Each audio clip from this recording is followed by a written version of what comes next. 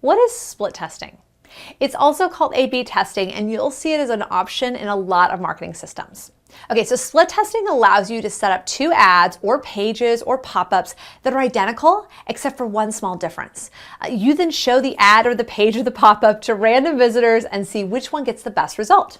So for example, you can set up two ads on Facebook. The text, the landing page, the button, everything is the same except for the image. Facebook would then randomly show one ad to or the other to your audience, and you would get to see which ad performs best. Now, to successfully use split testing for your online marketing, you need to do a few things. Okay, first, you need to choose marketing systems that allow for split testing. This is a fairly common feature these days, but not all systems have the option quite yet.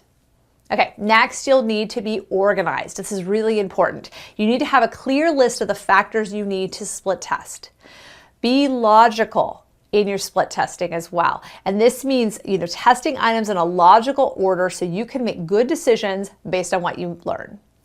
Okay, and finally, keep records of what you tested and the results. You'll need these later when you're trying to design new campaigns based on what you've learned with previous split tests, and you're not going to remember everything, I promise.